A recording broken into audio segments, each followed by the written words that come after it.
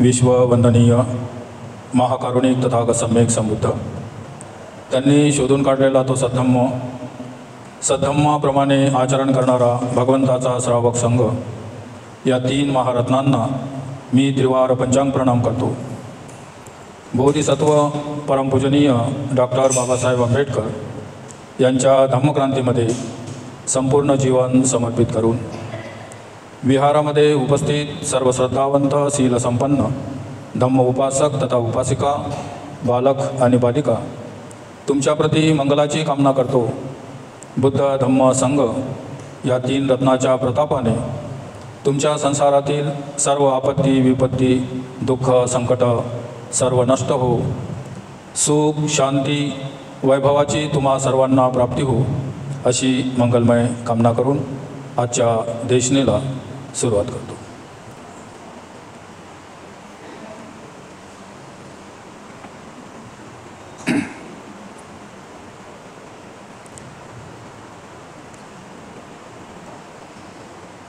भगवान तथागतांना सम्यक संबोधीची प्राप्ती झाल्यानंतर त्यांनी आपल्या धम्मदीक्षेच्या मोहिमेला सुरुवात केली। ऋषी मुनी संत काश्यपबंधू सारीपुत्त मोगलांसारखे ब्राह्मण महान सम्राट बिंबिसार आणि राजा प्रसन्नजीत महान श्रेष्ठी सुदत्त अनाथ पिंडक अशा लोकांना दीक्षा देत देत तथागतांनी त्यामध्ये कोणताही भेदभाव केलेला नाही। कोण्या वर्णाची मुत्तेगिरी तथागतांनी मान्य केली नाही।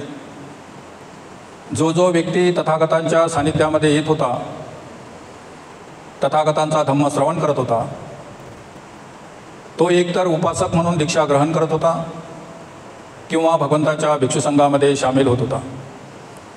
मग तो ब्राह्मण आहे की क्षत्रिय आहे की वैश्य आहे की शूद्र आहे की अतिशूद्र आहे, भगवंताने कोण्याच प्रकारचा भेदभाव त्यामध्ये केलेला नाही। आणि त्याच्यातीलच काही निवडक उदाहरणं बोधिसत्व बाबासाहेबांनी या धम्मग्रंथामध्ये घेतलेले आहेत। आजचं जे उदाहरण आहे ती आहे जीवकाची धम्मदीक्षा। जीवकाची धम्मदीक्षा। जीवक हा शालवती नावाच्या एका वेश्येचा मुलगा होय। त्याच्या जन्माची कथा फार विचित्र आहे, कारण त्यावेळेस राजे महाराजांचे जे राजकुल होते ते राजे महाराजे राजकुलामध्ये फार मोठं यशो आराम करत होते।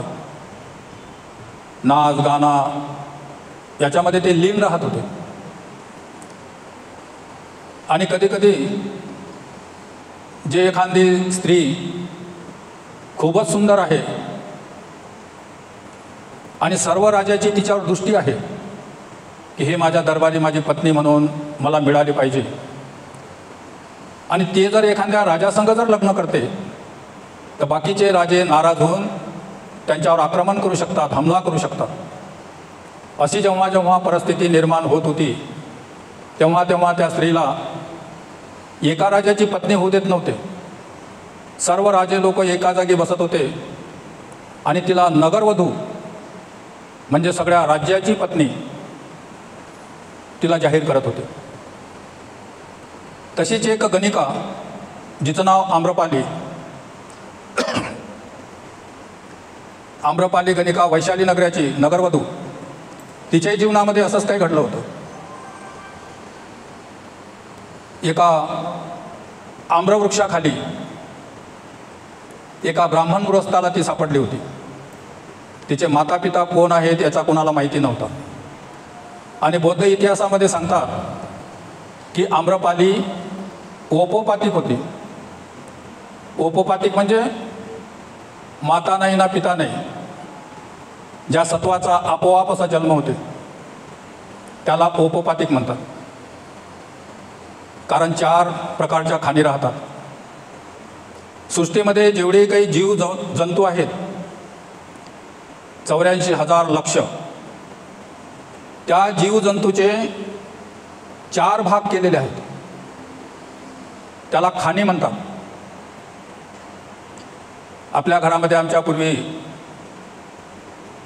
एखादा मुलगा जर काही बदमाशपणा करत होता तेव्हा त्याला खाणीवर शिव्या देत होते का हा कोण्या खाणीचा आहे. आता तुम्हाला नाही देता येत, आमच्या आया देत होते. तर त्या खाणी होत्या. सर्व सृष्टीचे जे जीवजंतू आहेत ते 4 खाणीमध्ये विभागले होते. एकाला म्हणत होते अंडस खान, दुसऱ्याला म्हणत होते जारस खान, तिसऱ्याला म्हणत होते शेजस खान आणि चौथ्याला म्हणत होते आपोपातिक. अंडस खान म्हणजे ज्यांचा ज्यांचा जन्म अंड्याच्या रूपातून होते ते सगळे एका खाणीचे. मग पशु पक्षी, कोंबडी, पक्षी, मासड्या, बेंडक, साप म्हणजे ज्यांचा ज्यांचा जन्म अंड्यातून होते ते सर्व एका खाणीचे. कोंबडी आणि साप एकाच खाणीचे. दुसरी होती जहारस खान, ज्यांचा जन्म जहारामधून होते. आपलाही मनुष्याचा जन्म जहारामधूनच होते. जेव्हा बाळाचा जन्म होते तेव्हा तो जहारामध्ये गुंडाळलेला असते. शेळ्या बकऱ्यांचाही जन्म जहारामधूनच होते. वाघाचाही हरणाचाही जन्म जहारामधूनच होते. म्हणजे मनुष्य, शेळी, बकरी, वाघ हे एकाच खाणीचे. त्याला म्हणत होते जहारस खान. पण असे काही जीव जवान होते ते अंड्यातूनही त्यांचा जन्म होत नव्हता आणि जहारातूनही त्यांचा जन्म होत नव्हता. त्याला म्हणत होते स्वदेश खान, ज्यांचा जन्म अंड्यातूनही नाही आणि जहारातूनही नाही. ज्यांचा जन्म चिखलामध्ये होते, घाणीमध्ये होते ते सगळे प्राणी या स्वदेश खानामध्ये येत होते.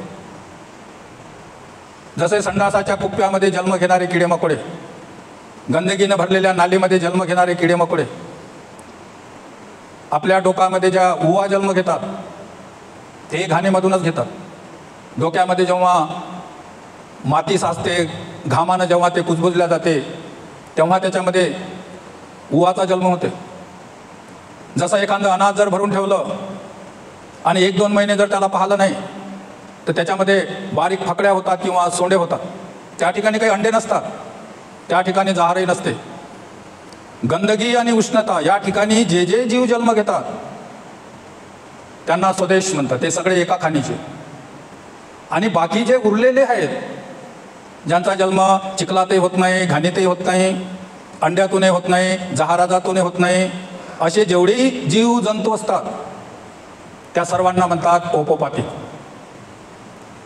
बिगर घाणीचे, बिगर माताचे, बिगर पित्याचे, बिगर अंड्याचे, बिगर जहारातून असा कोणी प्राणी जन्म घेत असेल याची आपण कल्पनाही करू शकत नाही. पण ते 4थ्या खाणीमध्ये येतात. त्याच्या उदाहरणासाठी जर तुमच्या ओळखीचा जो जीव आहे ज्याला तुम्ही डोळ्यांनी पाहता, पावसाळ्यामध्ये जेव्हा ती जागा पूर्ण साफ झालेली असते, वरून रात्रभर जेव्हा पाऊस पडत असते तेव्हा सकाळी जेव्हा आपण पाहतो तर प्राण्याचा एक असा गुचका पडलेला राहते. आपल्या पायऱ्यावर अनेक प्राणी इथे जन्म घेतात आणि अर्धा-1 तासानं ते कुलबुल करायला लागतात, अर्धा-1 तासानं ते चालायला लागतात, नंतर ते पळायला लागतात. कारण त्यांचा 4-5 तासाचं आयुष्य राहते. त्याला हात लावला म्हणजे गोल होता. त्याला काय म्हणतात? वाणी. वाणी नावाचा प्राणी. तिथं काही अंडे नसतात ना, तिथं जहारच नसते, तिथं ना कोणी माता आहे ना तिथं कोणी पिता आहे, तिथं घाणही राहत नाही. स्वच्छ जाग्यावर, साफ जाग्यावर त्या प्राण्याचा जन्म होते. असे प्राणी ओपोपातिक तुम्ही पाहिलेले. नंतर काही देव लोक, काही प्रेत लोक हे ओपोपातिक राहतात. तसं इतिहासामध्ये आम्रपालीबद्दल सांगतात का तेही ओपोपातिक होती, कारण तिच्या मातापित्यांचा कोणाला पता नाही आणि ती खूप नावाजली होती. तिचं सौंदर्य इतकं सौंदर्य होतं की आजूबाजूचे राजे महाराजे तिला 1 दिवस प्राप्त करण्यासाठी व्याकुल झालेले होते. अजातशत्रूने 3 वेळा वैशालीवर हमला केला होता, आक्रमण, केवळ आम्रपालीला भेटण्यासाठी, तिला प्राप्त करण्यासाठी. पण तो सक्सेस झाला नव्हता. भेज बदलून एकदा गेला होता आणि जेव्हा मग त्या राजदरबारी लोकांना माहीत पडलं की कोणी बाहेर इकडला आला तेव्हा मग त्या आम्रपालीनं त्याचा भेज बदलून त्याची सुटका केली होती आणि त्याला पळवून घातलं होतं. तिच्याबद्दल अनेक युद्ध झाले आम्रपालीबद्दल. आणि जे जे बाहेरच्या देशातील लोक त्या वैशालीला फिरायला जात होते आणि मग तिथलं सौंदर्य सांगत होते, तिथं असे राजघराणे आहेत, तिथं असे राजश्री आहेत, तिथं अशा पद्धतीचा कारभार चालते आणि तिथं आम्रपाली नावाची एक गणिका आहे खूप सुंदर, तिची चर्चा. म्हणून बाकीच्याही लोकांना, राजा महाराजांना असं वाटत होतं की आमच्याही नगरामध्ये आम्रपालीसारखी कोणी नगरवधू असली पाहिजे,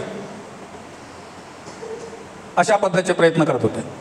तसंच हे बिंबिसार राजाच्या नगरामध्ये जेव्हा 2-3 वेळा हमला करूनही आम्रपाली प्राप्त करू शकले नाही, तर मग त्यांनी आपल्या नगरामध्येच जे सर्वांमध्ये सुंदर होती अशी शाल होती, तिला मग नगरवधू म्हणून त्याची उपमा दिली की आपल्याही राज्यामध्ये एक नगरवधू पाहिजे. आणि नगरवधू असली म्हणजे ते सर्व, राजा असो, रंक असो, गरीब असो, अमीर असो, त्याचा भेदभाव न करता तिनं जे ठरवलेला जो मजुरी आहे ते तिला प्राप्त झाली का ते कोणाचंही मनोरंजन करत होते. आणि दिसायला सुंदर, तरुण, तारुण्य आणि सुंदरता नष्ट होऊ नये म्हणून तिनं फार लक्ष दिलं होतं की आपल्याला गर्भधारणा होऊ नये, कारण गर्भधारणेनंतर मग सौंदर्य नष्ट होते, तारुण्य नष्ट होते, मग आपल्या इकडे कोण येईल, अशा विचारानं ते पूर्ण सुरक्षित व्यवहार करत होते. परंतु कितीही सुरक्षित व्यवहार केला तरी एक दिवस तिला ती गर्भधारणा झाली आणि 3-4 महिन्याचा गर्भ झाल्यानंतर जेव्हा तिला समजलं की आपल्या उदरामध्ये कोणी गर्भ वाढत आहे आणि लोकांना जर माहीत झालं की ही पुत्राची माता आहे, तर मग आपल्या इकडे लोकांचा पाहण्याचा दृष्टिकोन थोडा वेगळा होईल. आणि म्हणून कोणाला माहीत होऊ नये म्हणून त्या शालवतीने आपला जो उर्वरित काळ आहे, बिमार आहे म्हणून तिनं व्यतीत केला. आणि बिमार असल्यामुळे मग तिचा दरबार बंद पडला. राजे लोक तिच्या दुरुस्त होण्याची वाट पाहत होते. आणि त्या पिरियडमध्ये मग तिनं एका बाळाला जन्म दिला. आणि ते बाळ कोणाला दिसू नये, माहीत होऊ नये म्हणून तिच्या दासीने रात्रीच्या काळोखामध्ये त्या बाळाला घेऊन गेले आणि ज्या 4 रस्त्यावरती जे कचरापेटी राहते त्या कचरापेटीमध्ये त्या बाळाला टाकलं. सकाळी जेव्हा लोक उठून आपली चहलकदमी करतात किंवा कामाधंद्याच्या निमित्ताने निघतात, तेव्हा त्या कचरापेटीतून एक बाळ रडण्याचा आवाज येत होता. त्या ठिकाणी कावळे लोक घिरट्या घालत होते.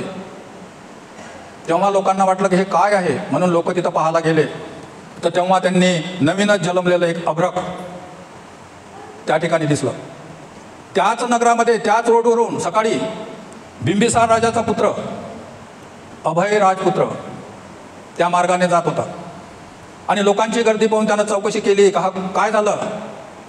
तेव्हा लोकांनी सांगितलं की कोणतरी लहान छोटं अभ्रक या कचरापेटीमध्ये टाकलेलं आहे. मग त्यानं विचारलं की ते जिवंत आहे की मृत्यू पावलं. तर लोकांनी सांगितलं का नाही, ते जिवंत आहे. जिवंत आहे म्हणून त्याचं नाव जीवक. आणि मग त्या बाळाला अभय राजपुत्राने आपल्या घरी नेलं, राजवाड्यामध्ये, आणि दासीच्या ताब्यात देऊन त्याचं संगोपन केलं. लहानाचा तो मोठा झाला. जेव्हा ते बाळ लहानाचं मोठं झालं, आपला जन्म कसा झाला, आपण कसे वाचलो, हे जेव्हा त्याला जीवकाला समजलं, माझा जन्म कसा झाला, मी कसा वाचलो, माझं कोणा लालन पालन केलं, तेव्हा त्याच्या मनामध्ये इतर लोकांच्या प्रती मनामध्ये करुणा निर्माण झाली की मला जर अशा लोकांनी अशा परिस्थितीमध्ये मला वाचवलं, लहानाचं मोठं केलं, तर जे गरीब आहेत, असहाय्य आहेत, मी अशांना मदत केली पाहिजे, अशांचे प्राण वाचवले पाहिजेत, असे त्या जीवकाने आपल्या मनामध्ये संकल्प केला. आणि मोठा झाल्यानंतर आपल्या राजाला, अभयला न सांगता तो ते राजवाडा सोडून तक्षशिला विद्यापीठामध्ये गेला वैद्यकीयचं शिक्षण घेण्यासाठी. तेव्हा तक्षशिला म्हणजे आपल्या भारतामध्येच होतं. आता पाकिस्तानचं विभाजन झाल्यामुळे ते आता पाकिस्तानमध्ये तक्षशिला गेलं. राजकोटपासून 50 किलोमीटर पाकिस्तानमध्ये आहे. त्यावेळेस ते नावाजलेलं विद्यापीठ होतं. अनेक देशोदेशीचे विद्यार्थी या भारतभूमीमध्ये शिक्षणासाठी येत होते. तेव्हा हे जम्बूद्वीप म्हणजे शिक्षणाचं माहेरघर झालं होतं, विद्याकेंद्र झालं होतं. एवढं मोठं महत्त्व त्या काळामध्ये आलं. आणि त्या केंद्रामध्ये हा जीवक शिकला, वैद्यकीचा अभ्यास केला. आणि संपूर्ण वैद्यकीचा अभ्यास केल्यानंतर लोकांची सेवा करण्यासाठी तो आपल्या नगरामध्ये, आपल्या गावामध्ये, शिक्षण पूर्ण झाल्यानंतर तो आपल्या नगरामध्ये, गावामध्ये आलो. आणि गावामध्ये आल्यानंतर मग त्यानं वैद्यकीचा अभ्यास सुरू केला. राहतगृहाला आल्यावर त्याने वैद्यकीचा अभ्यास सुरू केला. आणि थोड्याच काळात या व्यवसायात त्याने मोठं नाव कमावलं. कारण चांगला एक वैद्य म्हणून, डॉक्टर म्हणून हा जीवक प्रसिद्धीस आला. साकेत येथील श्रेष्ठीची बायको हे त्याला मिळालेली पहिली रोगी. साकेत नगरी एका श्रेष्ठीची बायको, तिला जे बिमारी झाली असह्य, अनेक वैद्य इलाज करून करून करून थकले होते. शेवटी जीवकाने असं काही जडीबुटीने त्याच्यावर हे केलं की त्या बिमारीतून ते मुक्त झाली.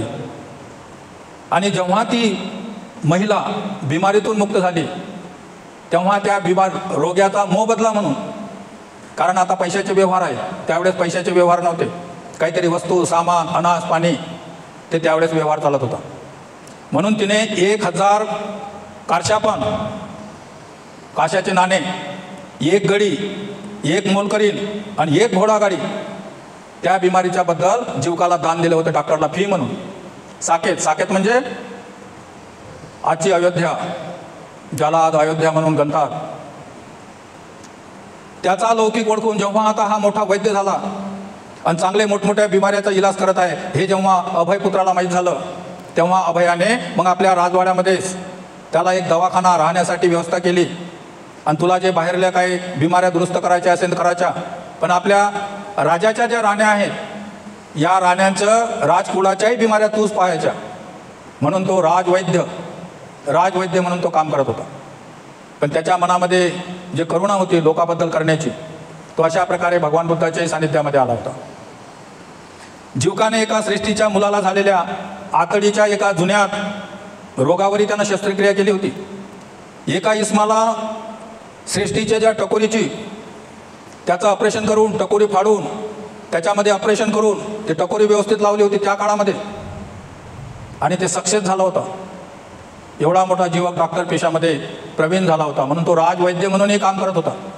पण भगवान बुद्धाच्या सानिध्यामध्ये आल्यानंतर, भगवंताची धम्मदेशना श्रवण केल्यानंतर त्याच्याही मनामध्ये भिक्षू संघामध्ये सामील होण्याची इच्छा झाली होती.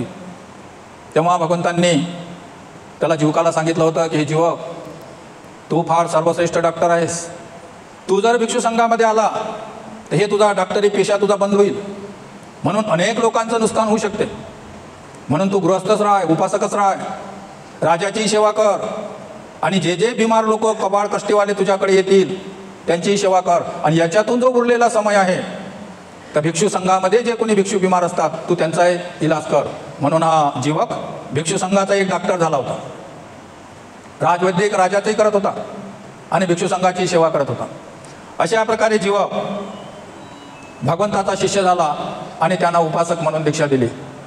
अशा प्रकारे जीवकाची धम्मदीक्षा या ठिकाणी झाली. त्याचप्रमाणे रट्टपाल नावाचा एक तरुण गृहस्थ जेव्हा भगवान कुरु देशामध्ये थुल्लकुट्टीमध्ये आले, कुरुची नगरी, कुरुदेश, कुरु प्रदेश, ज्या ठिकाणी फार मोठे युद्ध झाले त्याला कुरुची नगरी म्हणतात. आता यांनी लोकांनी जे आपले रामायण महाभारत जेव्हा तयार केले तेव्हा त्याला कुरुक्षेत्र म्हणतात. म्हणजे दिल्लीच्या समोरचा जो भाग आहे सतलज नदीच्या काठापर्यंत त्याला कुरुक्षेत्र म्हणतात. कुरुक्षेत्र म्हणून त्यांनी केलं. पण कुरुक्षेत्र त्यावेळेस भगवंतांनी त्या ठिकाणी सतीपठाण सूत्राचा उपदेश केला कुरुक्षेत्रामध्ये, आणि म्हणून ते नगरी प्रसिद्ध झाली होती. त्याच ठिकाणी एक शहर आहे लुधियाना. लुधियानापासून 80 किलोमीटर वाघा बॉर्डर आहे, पाकिस्तानची सीमा, आणि बाजूलाच एक नगरी आहे. त्या ठिकाणी काही स्तूप आहे सम्राट अशोकानं निर्माण केलेले, परंतु त्या लोकांनी मग त्याच्यावर आपलं आधिपत्य गाजून आता त्याला नवीनच त्याचं नाव दिलेलं आहे. म्हणून अनेक सम्राटाचे विहार लोकांनी ताब्यात घेतले, आणि जो जुना इतिहास ज्या ठिकाणी होता तो ठिकाणी मग मोडून टाकला. कारण तिथे एक हस्तिनापूर म्हणून गाव आहे. हस्तिनापूर रामायणामध्ये मला वाटते दशरथाची नगरी असं काहीतरी आहे, आणि त्या ठिकाणी मग त्यांनी तो इतिहास रचून आपल्या कथा केल्या. पण जे जे गावं किंवा जे जे नावं आज गाजलेले आहेत त्यांचा इतिहास इतरही धर्मामध्ये पसरलेला आहे. त्याला बुद्ध धम्माशी, भगवान बुद्धाच्या धम्माशी कुठं ना कुठं काही ना काही संबंध आहेच आहे. जेवढेही काही तुमचे सण त्योहार असतील, या सगळ्या सण त्योहाराला काहीतरी इतिहास आहेच आहे. एक तर त्यांनी विजय प्राप्त केला असेल, नाहीतर तुमच्या कोण्या राजाला त्यांनी मारून टाकलं असेल, त्याच्या नावाने त्यांनी त्योहार निर्माण केले, आणि आपल्याला ते माहीत नसल्यामुळे आपल्याला ते माहीत नसल्यामुळे आपल्या वंशजाची जेव्हा हिंसा झाली त्याच्यावर जे त्योहार मनवले तेच त्योहार आता आपण बहुजन समाज फार आनंदाने व्यतीत करतो, कारण त्याचा इतिहास माहीत नसल्यामुळे. म्हणून ह्या गोष्टी बाबासाहेबांना सांगितलं, जो इतिहास वाचते तो इतिहास घडू शकते, जो इतिहास विसरते तो इतिहास निर्माण करू शकत नाही. म्हणून ह्या इतिहासाला जाणणे समजून घेणे अत्यंत महत्त्वाचं होतं. तर अशाच त्या कुरुक्षेत्रामध्ये जे थुल्लकोटी नावाचं नगर आहे, त्या नगरामध्ये जेव्हा तथागत सम्यक संबुद्ध गेले, त्यांचं ते प्रवचन झालं आणि थुल्लकोटीतील नगरातील लोकांना जेव्हा समजलं की तथागत बुद्ध आपल्या नगरामध्ये आलेले आहेत, तेव्हा त्या थुल्लकोटीतील अबाल वृद्ध लहान मोठे सगळे तथागतांचं धम्मदेशना श्रवण करण्यासाठी आले. आणि तथागतांचा प्रवचन समाप्त झाल्यानंतर सगळे लोक आपल्या घराकडे गावाकडे जायसाठी निघाले. त्या लोकामध्ये एक रट्टपाल नावाचा एका मोठ्या सृष्टीचा राजाचा पुत्र होता. तो घरी जाता जाता मनामध्ये असा विचार करत आहे की भगवान तथागतांनी जो सद्धम्म सांगितला तो सद्धम्म गृहस्थी जीवनामध्ये राहून पालन करणे फार कठीण आहे. कारण गृहस्थ जीवनामध्ये फार मोठ्या आपत्ती विपत्ती आहे. घरादाराचं पालन करणे, मुलाबाळांचं शिक्षण करणे, त्यांच्या लग्न कार्य करणे, गृहस्थांना फार फार जिम्मेदाऱ्या असतात. आणि ह्या जिम्मेदाऱ्या पार करून जे जे गृहस्थ सद्धम्माला जाणून त्याप्रमाणे आचरण करण्याचा प्रयत्न करतात ते खरोखर धन्य हो. कारण संसारातले 24 तास लोकांना कमी पडतात. पण या संसारातून आपले कामं बाजूला सारून जे लोक धम्मश्रवण करण्यासाठी किंवा धम्म कार्यासाठी त्या 24 तासातून जे 2 तास जरी देतात, 1 तास जरी देतात, तरी ते लोक धन्य होत. ही गोष्ट त्या रट्टपालानं जाणली की संसारामध्ये राहून याचं पालन करणे थोडं अवघड आहे. मी जर डोक्याचं मुंडन केलं, अंगावर चिवर परिधान केलं आणि मी जर भिक्षू झालो तर किती बरं होईल. लोक जादा दूर गेले नव्हते. म्हणून तो रट्टपाल मागे पलटला, भगवान तथागताकडे आला आणि तथागताला म्हणते की भगवान, मलाही तुमच्या भिक्षू संघामध्ये सामील व्हायचं आहे, मला तुम्ही दीक्षित करा. तेव्हा भगवान म्हणतात की रट्टपाल, तुझं लग्न झालेलं आहे? तर म्हणाला की होय. त्याला 2 पत्न्या होत्या आणि माता पिता होत्या. तर मग तुझ्या पत्न्यांची, तुझ्या आईवडिलांची तुला संमती आहे का? जर तुला संमती असेल तर आम्ही तुला दीक्षा देऊ. तेव्हा रट्टपाल म्हणाला की ठीक आहे, मी घरी जाऊन माझ्या आईवडिलांची संमती घेणार आहे आणि मग इथे येणार आहे. त्याप्रमाणे रट्टपाल आपल्या घरी गेला आणि घरी गेल्यानंतर आपल्या आईवडिलांना सांगते की भगवंताचं मी धम्म ऐकला, अशा अशा प्रकारे भगवानांनी उपदेश केला आणि संसारामध्ये राहून ते पूर्ण करणं फार अवघड आहे. म्हणून मी असा विचार केला की मी भगवंताच्या धम्मामध्ये सामील व्हायचं आणि भिक्षू व्हायचा मी निर्धार केला. तेव्हा त्याचे आईवडील म्हणाले की नाही बाळा, तू आम्हाला एकुलता एक मुलगा आहेस, आपल्याकडे अफाट धनसंपत्ती आहे, तुझे बायको मुलं आहेत, आमचाच तू एकुलता एक सहारा आहेस. तू भिक्षू होऊ नको, संसार त्याग करू नको. हे जे धनसंपत्ती आहे याच्यामध्ये तुला काय खाणं पिणं काय करायचं आहे ते कर, दान कर, धर्म कर, यज्ञ कर, पण आम्ही तुला संन्यासी होण्यासाठी परमिशन देत नाही. त्याने दुसऱ्यांदा तिसऱ्यांदा तीच याचना केली मातापित्यांना, पण 3ही वेळा मातापित्यांनी त्याची विनंती मान्य केली नाही.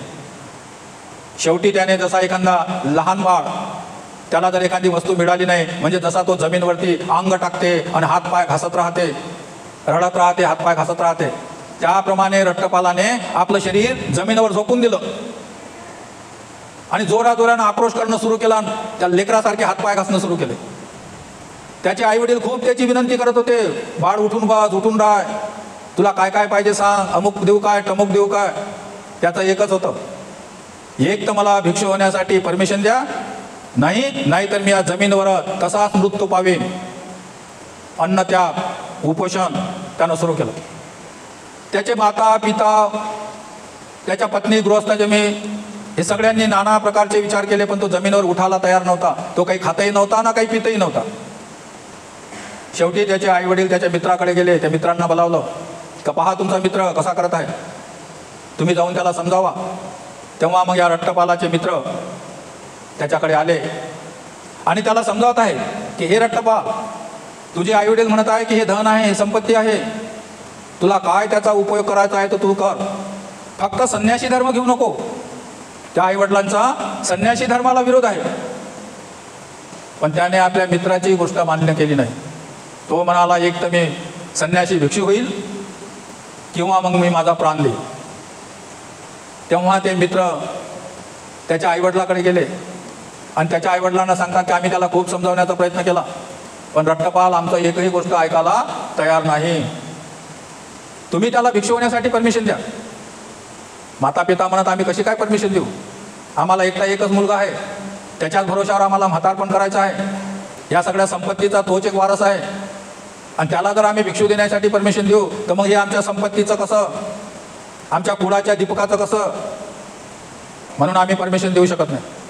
तेव्हा ते मित्र त्याच्या आईवडिलांना सांगतात की पहा, तुम्ही जर त्याला परमिशन दिली तर तो भिक्षू होऊन जाईल आणि त्याला जर भिक्षू होऊन राहायचं नसेल किंवा त्याला जर काही तकलीफ झाली तर तो शेवटी घरीच वापस येईल. त्याला जर भिक्षू होणं आवडलं नाही तर शेवटी तो घरी वापस येईल. जर तुम्ही परमिशनच दिली नाही तर तो असाच जमिनीवर पडून मरून जाईल आणि तुम्ही परमिशन दिली तर कमीत कमी तो जिवंत तरी राहील. ही गोष्ट जेव्हा त्याच्या आईवडिलांच्या पसंत पडली तेव्हा ते गेले, त्याला उठवलं का ठीक आहे बाळा, आम्ही तुला भिक्षू होण्याची परमिशन देतो, पण तू भिक्षू झाल्यानंतर आम्हाला भेटायला आमच्या घरी आला पाहिजे. आणि अशा प्रकारे आईवडिलांची संमती घेतल्यानंतर तो रट्टपाल भगवंताकडे गेला आणि भगवंताला त्यांनी हकीकत सांगितली. त्यानंतर भगवंतांनी त्याला आपल्या धम्मामध्ये दीक्षित केलं. आणि ज्यासाठी कुलपुत्र घराचा त्याग करून भिक्षू जीवन स्वीकार करतात, ज्या उद्देशानं भिक्षू जीवन स्वीकार करतात, तो उद्देश पार करण्यासाठी रट्टपालाने खूप तप केलं, खूप ध्यान केलं, खूप मेहनत केली आणि फार परिश्रम करून एक दिवस त्याने अहर्त पदाची प्राप्ती केली. तो अहर्त झाला. अहर्त म्हणजे जन्म मरणाच्या फेऱ्यातून मुक्त झाला, राग लोभ द्वेषातून तो मुक्त झाला. अशा प्रकारे रट्टपाल हा जन्म मरणाच्या बंधनातून मुक्त झाल्यानंतर त्याला आपल्या वडिलांचं वचन आठवलं की मी वडिलांना भेटायला जाण्याचं कबूल केलं होतं. भगवान, मला काही दिवस माझ्या आईवडिलांना मातेपित्यांना भेटायचं आहे, मला परमिशन द्या. तेव्हा भगवंतांनी, ठीक आहे रट्टपाल, तू तुझ्या आईवडिलांना भेटू शकतो. पण बाकीचे जे भिक्षू होते ते भिक्षू म्हणत होते, भगवान असं कसं? तो जर त्याच्या आईवडिलांना भेटायला जाईल मग त्याच्या पूर्वाश्रमीच्या पत्न्या त्याच्या घरी आहेत, त्याचे आईवडील, त्याच्याकडे फार मोठी धनसंपत्ती आहे आणि जेव्हा तो घरी जाईल तर ते लोक त्याला समजावतील आणि अशा प्रकारे तो भिक्षू जीवन सोडू शकते. तेव्हा तथागताने आपल्या चित्ताने त्याच्या चित्ताची पाहणी केली का या रट्टपालाच्या चित्तामध्ये काय आहे. तेव्हा भगवंतांनी जाणलं का हा लोभातून द्वेषातून मोहातून मुक्त झालेला आहे, अहर्त पदाची अनप्राप्ती केलेली आहे. असा पुरुष संसारामध्ये रममाण होऊ शकत नाही. म्हणून भिक्षूंनो, तुम्ही चिंता करू नका, माझा पुत्र संसारामध्ये रममाण करणार नाही. आणि अशा प्रकारे मग रट्टपाल आपल्या गावाकडे मातापित्यांच्या भेटण्यासाठी भगवंताची परमिशन घेऊन निघाला. त्याच्या तुल्लकोटीच्या बाजूला एक मोठं बगीचा, अरण्य नावाचा बगीचा, त्या ठिकाणी रट्टपालानं आपली वस्ती केली, निवास केलं. आणि दुसऱ्या दिवशी चिवर परिधान करून हातामध्ये भिक्षापात्र घेऊन तो आपल्या नगरामध्ये भिक्षाटनासाठी निघाला. आणि एक एक घर भिक्षा मागत त्याचं गृहस्थाश्रमीचं जे घर होतं त्या घरापाशी तो गेला.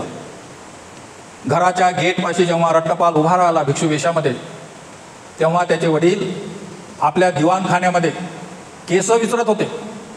आणि केस विचारता त्यांनी पाहिलं की गेटवर कोणीतरी संन्यासी साधू आलेला आहे आणि त्यांनी तिथूनच त्याला शिव्या देण्याला सुरुवात केलं. हेच असे कपाळ करंटे, हे असे साधू महाराज एक दिवस आमच्या नगरामध्ये आले होते आणि माझ्या एकुलता एक मुलाला घेऊन गेले होते. हे लोक फार दुष्ट आहेत. यांना कोणाच्या मातापित्यांची चिंता नाही, ना कोणा परिवाराची चिंता नाही. तरुण मुलंही हे घेऊन जात आहेत आणि आपल्या संघामध्ये भिक्षू करत आहेत. अशा जोरजोऱ्याने त्याच्या वडिलांनी शिव्या दिल्या आणि रट्टपाल त्या शिव्या ऐकत होता. तेवढ्यात त्या घरची दासी रात्रीचा उरलेला भात भांड्यामध्ये घेऊन घराच्या बाहेर फेकण्यासाठी आली होती. त्यावेळेस रट्टपाल त्या ठिकाणीच उभा होता आणि ते आता फेकून देणार.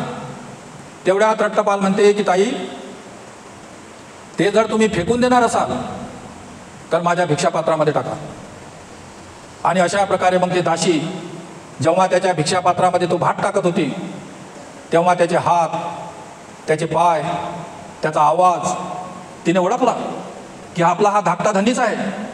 आणि तिथूनच मग ते घरामध्ये पडत गेली की मालकीनबाई आपले धाकटे धनी घरी आले आहेत. आणि त्याची आई वडिलाच्या रूममध्ये वडिलाजवळ सांगायला, अरे चला आपला मुलगा आलेला आहे. आणि ही वार्ता त्या दासीने सांगितल्यामुळे ते दोघेही म्हणाले की तू जे सांगितलं ते जर गोष्ट तुझी खरी असेल तर आजपासून तू दासी म्हणून राहणार नाही. आणि जेव्हा ते बाहेर येऊन पाहतात तर तो रट्टपाल रात्रीचा उरलेला तो शिळा भात त्यांच्याच कंपाऊंडच्या बाहेर बसून त्या ठिकाणीच तो भात खात होता. त्या वडिलांनी जेव्हा ते पाहिलं तेव्हा ते म्हणाले की बाळ रट्टपाल, तू इथं बसून हा रात्रीचा शिळा भात खात आहे, चल आपल्या घरी चल, ये आपल्या घरी. आपल्या घरी रट्टपाल भरपूर आहे, चल आपल्या घरी, तुला चांगलं पचवाण्याचं भोजन तुला जेवायला देतो. तेव्हा रट्टपाल म्हणाला की गृहस्था, आजचं माझं भोजन झालेलं आहे, मी तुमच्या दारावर आलो होतो, पण मला भोजन तर मिळालं नाही, पण उलट्या मला शिव्या मिळाल्या. तेव्हा त्याचे वडील म्हणाले की बाळा, आम्ही तुला ओळखलं नव्हतं, चल आपल्या घरामध्ये. तेव्हा रट्टपाल म्हणते की माझं आजचं भोजन झालेलं आहे. मग तेव्हा ते आई वडील विनंती करतात तर ठीक आहे, आजचं भोजन झालं, उद्याचं भोजन आमच्या घरी घेण्याचं आम्हाला वचन दे. आणि मौन राहून रट्टपालाने त्यांना स्वीकृती दिली. आणि दुसऱ्या दिवशी रट्टपाल चिवार परिधान करून हातामध्ये भिक्षापात्र घेऊन आपल्या मातापित्यांच्या घरी भोजनासाठी आला. तर त्याच्या वडिलांनी रात्रभरापासून तयारी केली होती. त्याच्या ज्या पूर्वाश्रमीच्या पत्न्या होत्या, सुना आपल्या, त्यांना सांगितलं की तुमच्या पतीला जो 7 शिंगार आवडते त्याप्रमाणे तुम्ही सगळे 7 शिंगार करा. तुमच्या पतीला जे भोजन आवडते त्याप्रमाणे तुम्ही भोजन करा. आणि त्याने त्याच्या घरामध्ये जे काही सोनं, चांदी, रुपये, पैसे होते ते सगळे त्या खोलीमध्ये असे आथरून दिले आणि त्याच्यावर गलीचे टाकले. आणि त्या ठिकाणी रट्टपालाला बसायला आसन ठेवलं. जेव्हा रट्टपाल त्यांच्या घरी भोजनाला आला तेव्हा त्याचे आई वडील, त्याच्या पूर्वाश्रमीच्या स्त्रिया रट्टपालाजवळ त्याची विनवणी करत होता. आणि शेवटी तो विनवणीलाही मानत नाही. तेव्हा रट्टपालाच्या वडिलाने ते सोन्या रूपावर जे गलीचा हाथरला होता तो गलीचा असा उघडा केला आणि त्याला सांगितलं की हे रट्टपाल, हे तुझ्या पित्याचं धन आहे, हे तुझ्या दादाश्रीचं धन आहे आणि या धनाला तुझ्याशिवाय दुसरा कोणी वारस नाही. म्हणून तू घरी ये, संसारी जीवन जग. तुला काय करायचं आहे, खा पी यश कर, तुला वाटेल तेवढं दानधर्म कर, पण तू आता संन्यासी म्हणून राहू नको, तू आमच्या घराकडे ये. तेव्हा रट्टपाल म्हणाला की गृहस्था, हे जे धन आहे या धनामुळे तुम्ही व्याकुल आणि परेशान झालेले आहे. हे धन आणि संपत्तीच तुमच्या दुःखाचं एकमेव कारण आहे. मी तुम्हाला सांगतो, माझी गोष्ट ऐका. या धनाचे सगळे गाठोडे तयार करा आणि ते गाठोडे गंगा नदीमध्ये जाऊन सोडून द्या. कारण या धनामुळे तुम्हाला दुःख होत आहे. कारण या संपत्तीचं काय होईल, या संपत्तीचा वारस कोण राहील, यामुळे तुम्हाला दुःख आहे. म्हणून या धनाच्या राशी गुंडाळा आणि गंगा नदीमध्ये सोडून द्या. तेव्हा त्याच्या पूर्वाश्रमीच्या स्त्रिया त्याच्या जवळ आल्या आणि त्याला म्हणतात की अशा कशा त्या अप्सरा आहेत ज्यांच्यामुळे तुम्ही आम्हाला टाकून दिलं, आई वडिलांना टाकून दिलं, एवढं धनसंपत्ती टाकून देत आहे, त्या अप्सरा आहेत तरी कशा. कारण त्या स्त्रियांना वाटलं की आपल्यापेक्षा सुंदर कोणी अप्सरा असतील, म्हणूनच आपले धनी त्या बाजूला गेले. आणि जेव्हा त्यांचं ते वक्तव्य झालं तेव्हा रट्टपाल त्या आपल्या स्त्रियांना म्हणते, हे भगिनींनो, मी कोण्या अप्सरासाठी गृहत्याग केलेला नाही, तर भगवंताचा जो सद्धम्म आहे त्यासाठी मी गृहत्याग केलेला आहे. आणि आपला पती लाडी गोडीनं आपल्याला काही काही रंबा संबा म्हणणारा आज साक्षात भगिनी म्हणत आहे. हा भगिनी शब्द ऐकून जसं त्यांना मूर्छा आली त्या मूर्छित झाले. आणि शेवटी रट्टपाल म्हणाला की हे गृहस्थ हो, तुम्हाला भोजन द्यायचं असेल तर द्या, पण आता मला त्रास देऊ नका. आणि शेवटी मग त्या मातापित्यांनी त्याला भोजन दिलं आणि भोजन देऊन रट्टपाल आपल्या जंगलामध्ये निघून गेला. जंगलामध्ये निघून गेल्यानंतर ज्या राजाचा तो जंगल होता, तो राजा आपल्या जंगलची पाहणी करण्यासाठी त्या जंगलामध्ये जेव्हा फिरत होता तेव्हा एका झाडाखाली बसलेला रट्टपाल त्याने पाहिला. आणि रट्टपालाला पाहिल्यानंतर तो त्याच्याकडे गेला आणि त्याला म्हणते की तू एवढा मोठा सुंदर आहेस, एवढा मोठा तरुण आहेस, तुझ्याकडे फार मोठी धन आणि संपत्ती आहे, एवढंही असून तुला असं काय दिसलं? तू असं काय पाहिलं की एकदम डोक्याचे केस काढून टाकले, दाढी मुंडाचे केस काढले, अंगावरती पीतवस्त्र धारण केलं, हातामध्ये भिक्षापात्र घेतलं आणि तू संन्यासी झाला? असं काय झालं?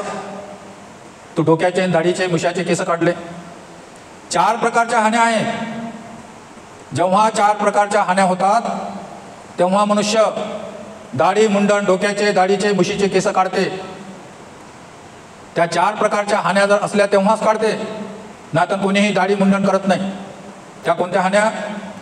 एक म्हातारपणची हानी, दुसरं अनारोग्य म्हणजे एखादा भयंकर रोग झाला तेव्हा, तिसरं दारिद्र्य, फार गरिबी अवस्था, आणि चौथं आपल्या सगळ्या सोयरे प्रिय व्यक्तीचा मृत्यू. या 4 गोष्टी होतात तेव्हा मनुष्य दाढी मुंडन करते आणि संन्यासी धर्म स्वीकार करते. तुझं तर असं काहीच झालं नाही. तू म्हातारा नाहीस, तुझ्या शरीरामध्ये काही रोग नाही, तू काही दारिद्र्य गुलाम नाहीस, आणि तुझे सोयरेधारे कोणी मृत्यू पावलं नाही. मग तू असं काय पाहिलं की तुला असं काय दिसलं की ज्यामुळे तू डोक्याचे केस काढले, दाढी मुंडन केलं, पीतवस्त्र धारण केलं, हातामध्ये भिक्षापात्र घेतलं?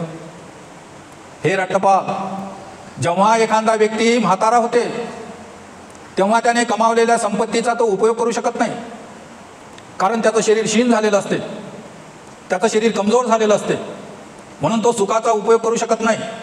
आणि जेव्हा तो सुखाचा उपयोग करू शकत नाही तेव्हा तो संन्यास धर्म स्वीकार करते, 4 धामला निघून जाते, अंगावरती पीतवस्त्र घालते आणि 4 धामला निघून जाते. त्याला म्हणतात म्हातारपणची हानी. पण तुझी तर अशी म्हातारपणची हानी झाली नाही. किंवा जेव्हा एखाद्या मनुष्याला फार भयानक असा रोग होते, अनेक पैसा आदला खर्च केला तरी ते बिमारी दुरुस्त होत नाही, त्या बिमारीला तोही कंटाळते, त्याच्या परिवारातले लोकही कंटाळतात, आणि शेवटी मग तो आपलं घरदार सोडून डोक्यात दाढी मुंडन करते, अंगावरती भगवे वस्त्र परिधान करते आणि संन्यासी धर्म स्वीकार करते. पण तुझ्या शरीरात तर असा कोणता रोगही नाही. किंवा एखादा मनुष्य फार गरीब अवस्थेमध्ये असते, दारिद्र्य असते, त्याला खाय प्यायला काही मिळत नाही, त्याला कपडा लत्ता मिळत नाही, त्याच्याकडे धनसंपत्ती नसते, दारिद्र्य अवस्था जीवन जगत असते. तेव्हा त्यालाही वाटते की या दारिद्र्य अवस्थेमध्ये काय पडलं, चला आपणही दाढी मुंडन करू, अंगावर पीतवस्त्र धारण करू आणि भिक्षू म्हणून निघू, म्हणजे खाण्यापिण्याची व्यवस्था होते, सगळ्या गोष्टी बरोबर होतात, असं समजून तो दाढी मुंडन करते. पण तुझ्याकडे तर अशी दारिद्र्य अवस्थाही नव्हती. चौथं, किंवा आपल्या एखाद्या नातलगाचा मृत्यू झाला, आपण एक परिवारामध्ये राहतो, आपल्या परिवारातील काही एखादी दुर्घटना घडली किंवा काही पुन्हा काही आपत्ती आली, आपल्या परिवारातील लोक मरण पावले, आपण एकटेच जगलो, तेव्हा त्याला असं वाटते की माझे सगळे प्रिय व्यक्ती मरण पावले, आता मी एकटा जगून काय करू? म्हणून तो दाढी मुंडन करते, अंगावर पीतवस्त्र धारण करते आणि संन्यासी म्हणून जीवन जगते. ह्या 4 हान्या आहेत रट्टपाल, ज्याच्यामुळे मनुष्य दाढी मुंडन करते, अंगावर पीतवस्त्र धारण करते, संन्यासी धर्म होते, भिक्षापात्र घेते. पण तुझी तर कोणतीच हानी झाली नाही. मग तू असं काय पाहिलं, तू असं काय जाणलं, काय ओळखलं की ज्यामुळे तू गृहत्याग केला, दाढी मुंडन केलं, पीतवस्त्र धारण केलं आणि संन्यासी धर्म स्वीकार केला?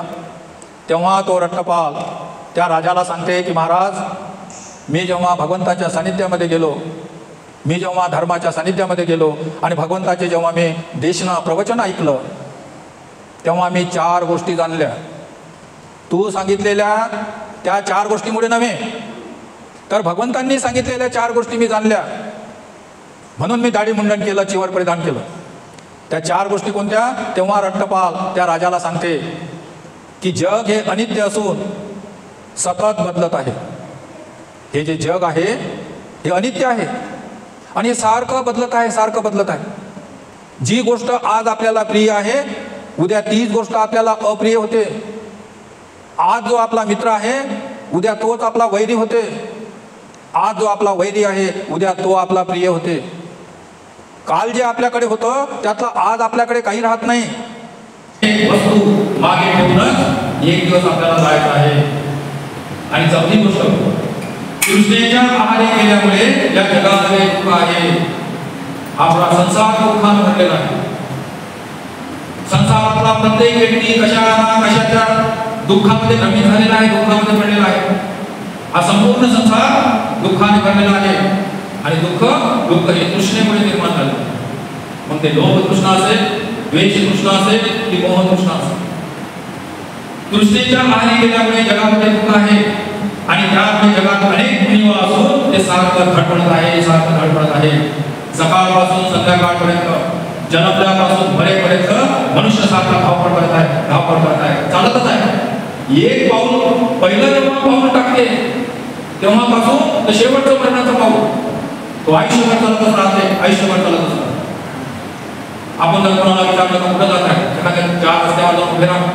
अनेक लोक पूर्वेकडे जातात, कोणी पश्चिमेकडे जात आहे, कोणी उत्तरेकडे जात आहे, कोणी दक्षिणेकडे जातात. त्या लोकांना विचारा, कोणी म्हणे आम्ही शाळेमध्ये जातो, कोणी म्हणे आम्ही दुकानावरती जातो, कोणी म्हणे आम्ही दवाखान्यामध्ये जातो, कोणी म्हणे आम्ही फिरायला जातो, कोणी म्हणे आम्ही ड्युटीवर जातो, कोणी म्हणे काय, कोणी म्हणे काय. सगळे लोक चालत आहेत, लोक चालत आहेत. नाव सांगत आहेत दुकानाचं, नाव सांगत आहेत शाळेचं, नाव सांगत आहेत नोकरीचं. पण पहिला पाऊल जेव्हा पडते तेव्हापासून हे जे माणसं चालत आहेत हे मृत्यूकडे जात आहे. कारण मृत्यूच्या दिवशी त्यांचे पाऊल बंद पडतात.